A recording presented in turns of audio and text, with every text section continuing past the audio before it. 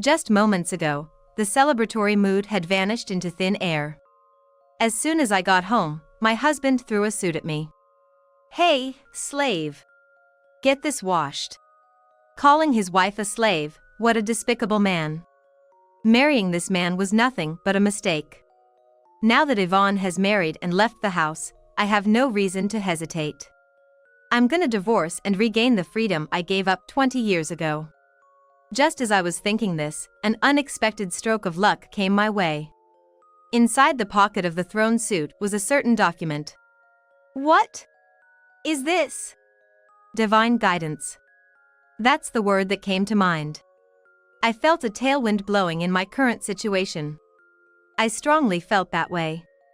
I don't know why this was there, but it'd be foolish not to use it. I filled out the necessary information and quickly submitted it to the city hall. My name is Allie. I work as a sales clerk at a trading company. Introduced by a friend, I met Michael, who, believe it or not, brought a baby on our first date. Sorry for keeping quiet, but I just needed someone's help so badly. Michael, who had been cheated on by his wife and divorced. He was secretly looking for a next partner, thinking it would be easier to find someone without revealing he had a child. The baby was a girl. Indeed, it seemed better for her to have a mother figure. After weighing everything, I made him an offer. I got sick towards the end of my teens and became unable to have children. Really? I don't know what to say, that's just awful. If you're okay with it, I'd like to help raise her together. Michael was overjoyed, something he had only wished for. I was happy, too. Having children was a dream I had given up on as something beyond my reach. I'm not exactly confident in my looks, and I was bracing myself for a lifetime of being single. To me, meeting him and his daughter, Yvonne, felt like fate. I truly believed that. But here's the thing. The gap between ideal and reality was vast. What he really wanted was just someone to take care of the child rearing. As long as it was a woman, it seemed anyone would do. As we got used to living as a trio, he started to go out more and more. Hey, I'm gonna head out for a bit. Going out? Where to? Another drinking party? How many times is that this month? Can't help it. Guys have social obligations, you know. He'd spit out such cliched lines and leave swiftly. He never took care of the child. Not a bit. He wouldn't quit smoking even when I asked, and at least once a week, he'd come home drunk. My father also liked to drink, but he was not a person who drank to the point of disorder in front of his children. It's bad for Yvonne's upbringing, can't you at least try not to drink too much? Can't control it. You know, there's something called the heat of the moment.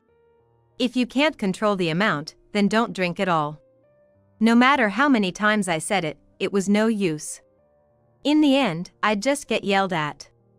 It was like having another child, and every interaction just left me drained. As days like these passed, my husband increasingly showed his selfish true colors. I think it was not long after Yvonne had started elementary school. One day, without any discussion or notice, he quit his job. You quit your job? Why all of a sudden? I just couldn't get along with my boss. Quitting was a breath of fresh air. For that reason. Do you have another job lined up? Nah, I'm gonna attend some vocational training for a while. We've got Allie's income, so we'll be fine. At that time, I had just been promoted and my salary had increased. There's no doubt he quit his job relying on my income. My husband stopped doing housework, child rearing, and even attending the vocational training after a while. One day, he came up with yet another bizarre idea. He was going to start a business. I ran into an old school friend at the vocational training. We're gonna start a business together. A business? What kind is it? Can it turn a profit? Is it viable as a job? Of course. But, you know, the thing is, we need some upfront cash. Saying that, he asked me to lend him $40,000. I refused.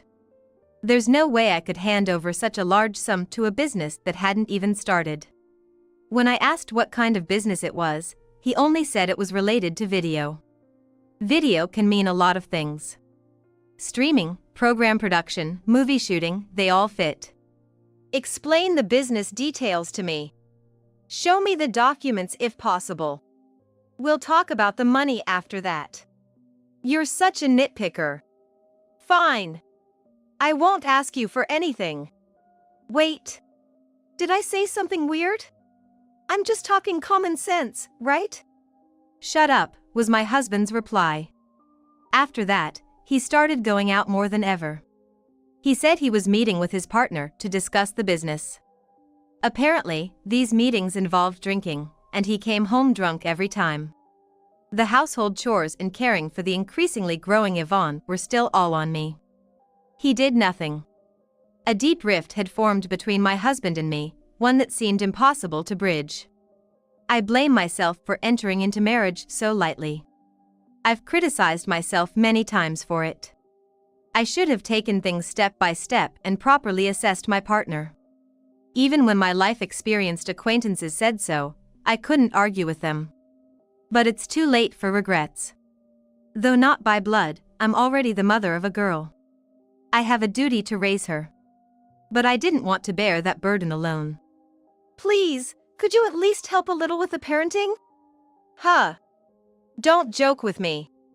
I'm swamped preparing for the business. Swamped people don't drink alcohol. I'm busy with work too, you know? Women should take care of women. A man can't possibly do it. It always came down to that. Women should take care of it because they are women. As if a father couldn't have his own unique contributions. Despite being undeniably his child, I wondered how he could leave everything to others. Yvonne was used to it. She had completely given up on her good-for-nothing father. Mom, I'm fine. I won't make you sad like he does. My husband lost the trust and even stopped being called Dad. He had it coming. He only had himself to blame for everything he had done.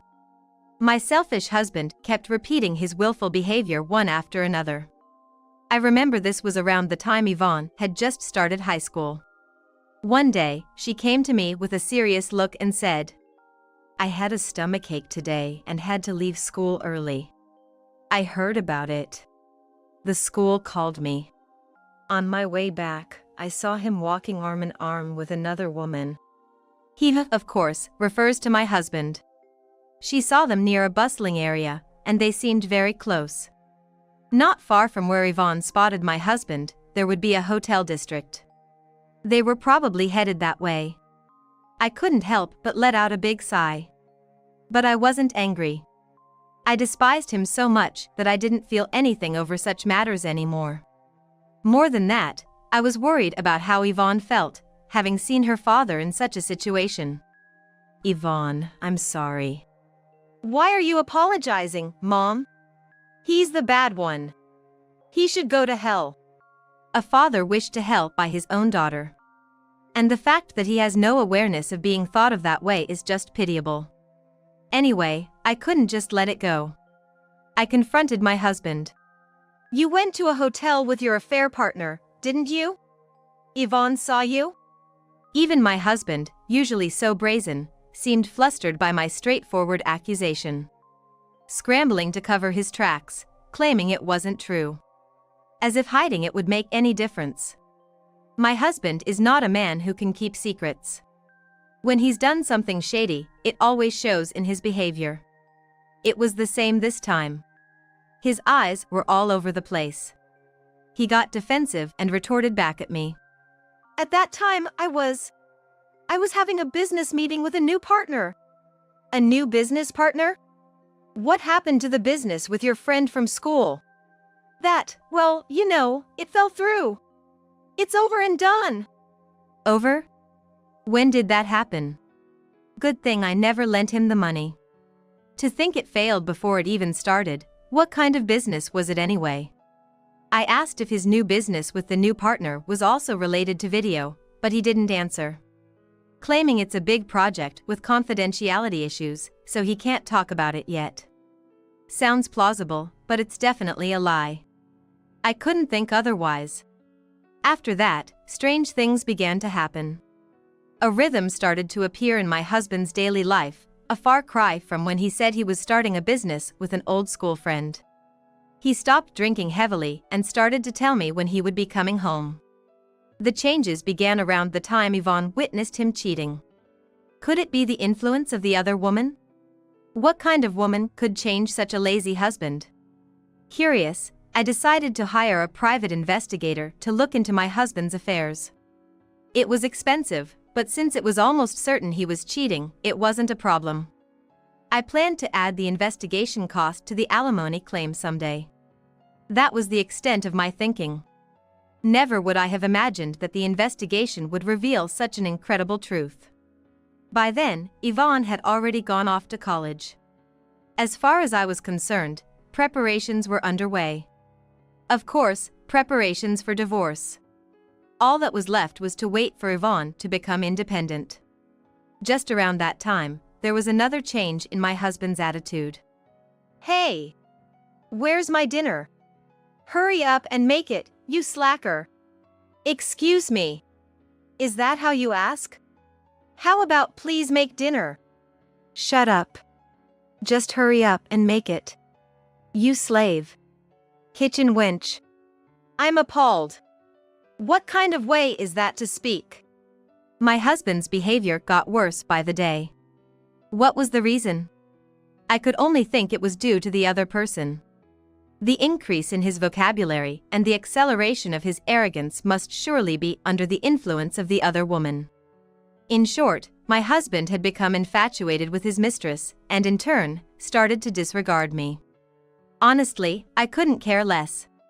I was planning to end the relationship once Yvonne was on her own anyway. Whether he looked down on me or despised me now, it didn't bother me in the slightest. Then, one day, I received unexpected news from Yvonne. "Mom, I'm sorry. I'm thinking about dropping out of college." "What? Why?"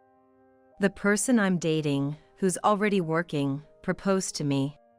The fact that she had a boyfriend was news to me. But it was certainly something to celebrate. I congratulated her sincerely. Her fiancé turned out to be a 28-year-old working at the same trading company as me. He was being transferred far away and wanted her to come with him. "Congratulations! But you should at least finish college." Afterwards, Yvonne and I discussed options like transferring her credits to a correspondence college. It was a busy time with her fiancé coming to meet me, and us meeting his parents. I didn't have a wedding because my husband didn't want one, so this was all new to me. The wedding day finally arrived. Yvonne looked beautiful in her wedding dress. She even wrote me a letter. It was filled with 20 years of gratitude.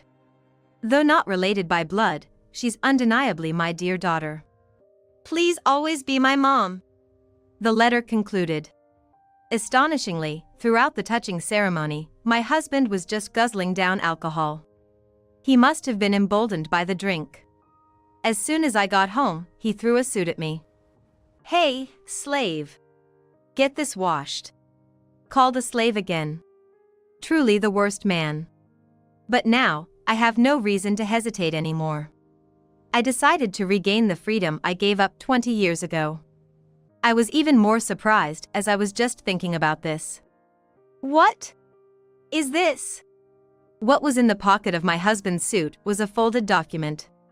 Divine guidance. I felt a tailwind blowing for me now more than ever. I strongly felt that way. I don't know why this was in there, but it'd be foolish not to use it. The next day, I filled out the necessary information and quickly submitted it to the city hall. It might have been about a month since I moved to my new place. I got a call from my ex-husband for the first time in a while. I ignored it, but he kept calling. A so-called barrage of calls.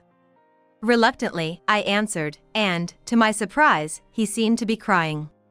"You took so long to answer. What were you doing?" "It's none of your business. What do you want?" How can you say it's none of my business? We're married, aren't we? Not anymore, though? My ex-husband froze. It seemed he hadn't read my note. I had left it on the living room table so he would see it. Maybe he threw it away with other mail when he came home drunk? I don't care, just come back. I'm in trouble. It's not like I don't care. Why would I obey someone I've cut ties with? Wait, I really don't understand. What do you mean cut ties? I filed the divorce papers. The divorce papers that were in your suit pocket. The document I found that day. It was a divorce form. And the section my ex-husband was supposed to fill out was already completed. I really can't understand why such a thing conveniently ended up there. I have some guesses, and I'm pretty sure they're not wrong. No, that divorce form, it was just for show. I thought so. This is my guess, but you showed it to your affair partner, didn't you? To make it clear to her that you intended to leave me, you showed her in a way that was easy to understand, trying to win her over. Am I wrong?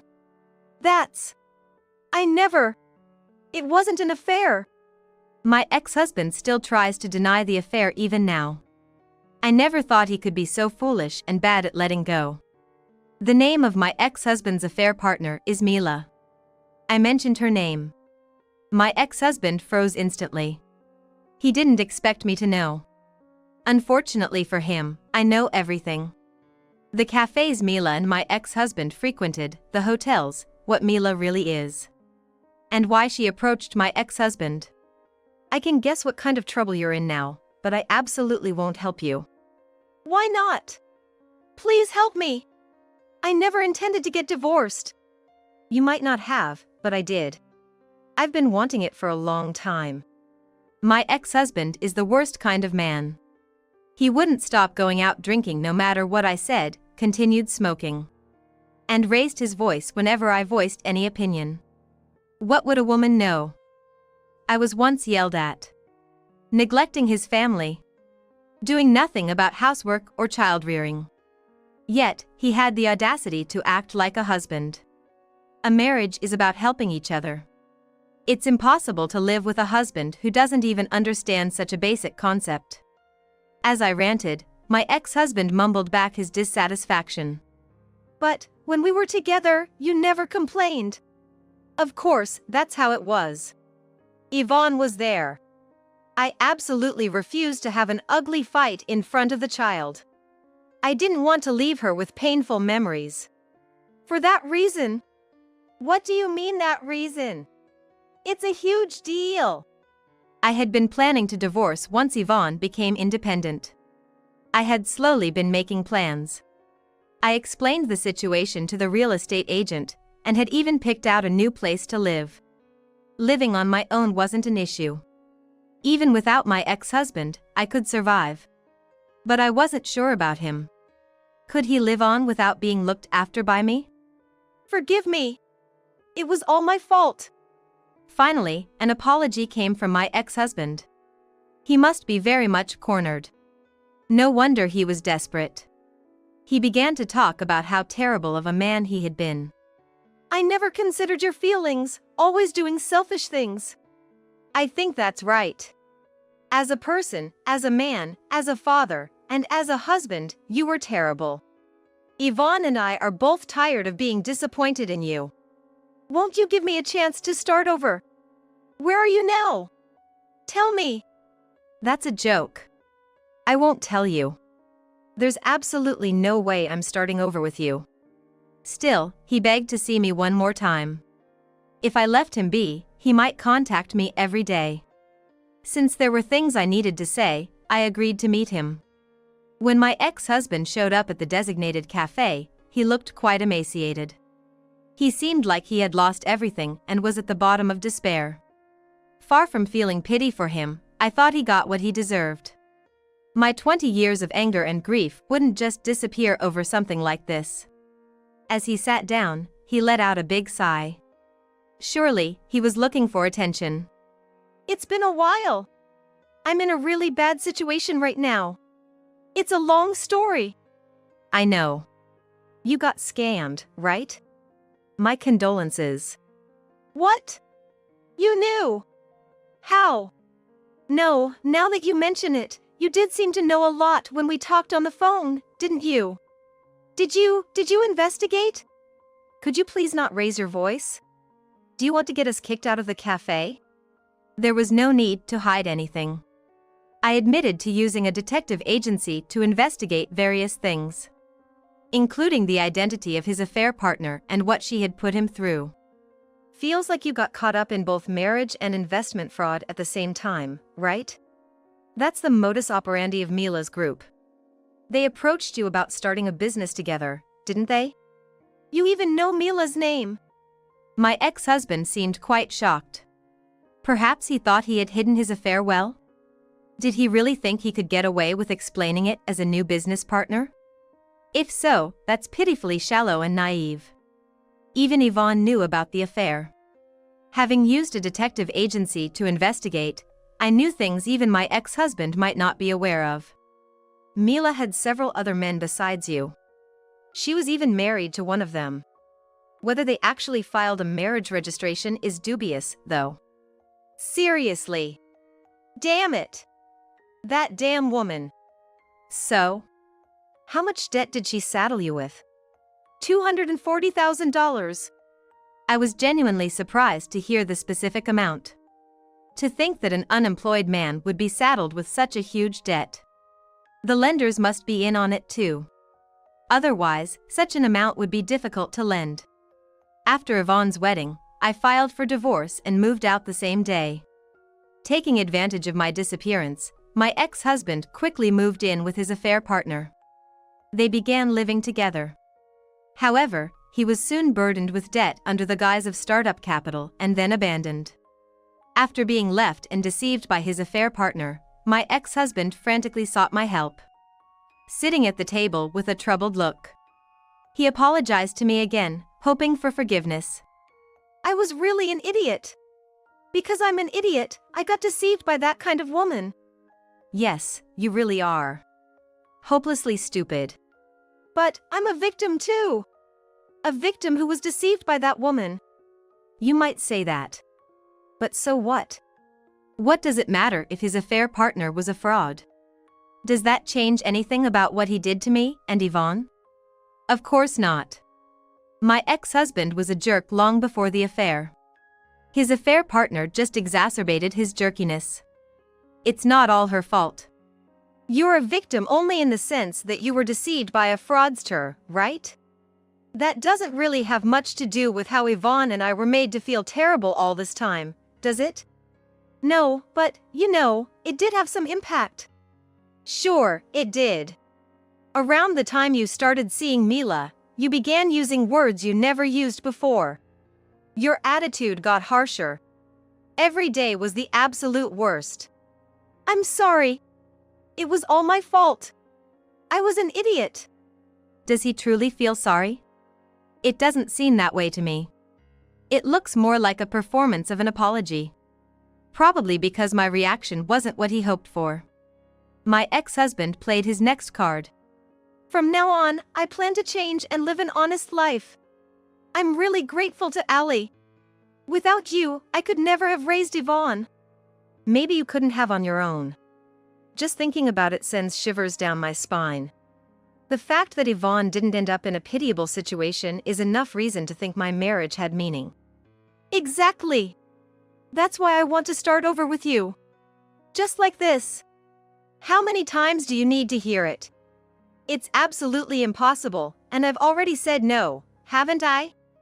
I still haven't forgotten being called a slave right after Yvonne's wedding. If we ever got back together, this man would surely repeat the same behavior. He'd get comfortable, forget gratitude, and start showing his arrogant true nature. He might even expect me to shoulder the living expenses and debt repayment. He's that kind of man. No matter how pitifully he pleaded, I had no intention of accepting him. I'm also against starting over. Absolutely not happening. What? Yvonne. Why are you here? Yvonne appeared out of nowhere. I had contacted her. She had something she wanted to say to her father. Her eyes were cold, looking at him as if he was something dirty. Want to start over with Mom? You're reflecting? All that is just lies, isn't it? No, it's not a lie. I'm serious. Believe me. If that's true, it only makes it worse. Do you think an apology is enough? It seems like you don't understand how much you've made your wife and child suffer over these 20 years. With Yvonne glaring at him, my ex-husband was completely flustered. Her gaze was that sharp. And to think, we hadn't even gotten to the main point yet. The tough questioning and scolding from Yvonne were yet to come. You borrowed money from Grandpa, didn't you? That is. You did borrow it, right? And you did it sneakily. When do you plan to return it? Grandpa is really worried, you know? My ex-husband shrank, just as Yvonne had pointed out. Indeed, he had borrowed money from my father, promising to return it with a handwritten IOU. Moreover, he had asked my father to keep it a secret from me. He was cowardly to the core. Trusting such a person is out of the question for me. I heard it from Grandpa. You said you needed the money because you were short for starting a new business, didn't you? Liar. You had no plans to start any business. No, it's not like that. I was serious, really serious. Then show me the business plan or anything related. Can you produce it? You can't, can you? You don't have such a thing, do you? You're all talk, aren't you? My ex-husband hung his head in shame, hit right on the mark. It seems he had gone to beg my father just last year. Even I rarely visited, so my father must have been surprised when my ex-husband showed up alone. The money he drew from my father under the guise of starting a business amounted to $40,000. I need to make sure he prioritizes repaying that money. Even if he cries about it being impossible, I won't forgive him. I'll collect it on behalf of my father. Since we were on the subject of the money borrowed from my father, I decided to bring up the main topic. You'll also be paying alimony for the affair, so be prepared for that. That's actually why I came here today. Why? Why does it come to alimony? Why? Because you cheated, and I suffered mental damage. Isn't that reason enough? Am I saying something strange? But I was deceived by that woman. That doesn't matter in the slightest. The fact that my ex-husband was cheating is undeniable. Wanting alimony waived because his affair partner was a fraudster? Ridiculous. It's a huge mistake to think such a selfish argument would ever hold up. Including the fee for the detective agency, you'll be paying a total of $20,000. That much? But hiring the detective agency was something you did on your own. What are you talking about? If you hadn't cheated in the first place, there would have been no need for that agency, right? Who's at fault here? Really think about it. Yvonne's words were the final blow. My ex-husband fell silent, resigned. There was no more need for us here. Yvonne and I nodded to each other. As we got up to leave, my ex-husband looked up in panic. Wait! Allie, your address! Just tell me where you're living now. No way. I don't want you showing up uninvited. I absolutely won't tell you. And don't come to my workplace, okay? If you get anywhere near, I'll get a restraining order from the court. But how am I supposed to live then? Figure it out yourself. If you're really sorry, show it through your actions, got it? My ex-husband was crying. He started crying and apologizing desperately. It seemed he was cornered with no way out. Customers at the surrounding tables were looking over, wondering what was happening. A cheating man over 50, sobbing and apologizing. What an embarrassing scene. Ignoring my ex-husband, Yvonne and I paid the bill and stepped outside. It was a beautiful day. We were about to join my son-in-law for a meal. I planned to tell him everything that happened. I thought it'd be good to warn him about what could happen if he ever thought of cheating. Afterward, my ex-husband got a steady job. He probably thought it was the only way to keep paying off his debt consistently. It's a security company job with night shifts included, which is quite tough. But the debt is so large. One job isn't enough to cover payments and live on. So, he took on 2 additional jobs. It's a life with no time to rest. He doesn't even have time or money to drink his beloved alcohol. I imagine it's a significant stress for my ex-husband. Worse yet, his coworkers found out that our divorce was caused by his affair. He accidentally let it slip, and the news spread quickly throughout the company. Now he faces daily scorn. Even when he claims to be a victim of fraud, no one sympathizes. My ex-husband has lost his place, but quitting is not an option. He endures the considerable mental strain and continues to live sparingly. Why do I know all this? Because he told me himself. My ex-husband still occasionally calls me, saying he wants to see Yvonne or live together again. Nowadays, if I can eat 2 meals a day, that's good. I've lost a lot of weight. You'd be surprised if you saw me. I'm really sorry. Is this still not enough? I don't care, just hurry up and pay back the money you owe my father. I even agreed to split the alimony payments, so make sure you pay every month, okay? We can talk about meeting or not after you've finished paying. When will that be? Please, help me. Trying to pay back over $200,000 in debt now, in his 50s, seems too reckless. Depending on the work and workload, it might be impossible for him. His life might end before he finishes repaying the debt. It's feasible, especially given his busy schedule. But even if that happens, it's just desserts. What Yvonne and I hope for is that this vile ex-husband continues to suffer as long as possible.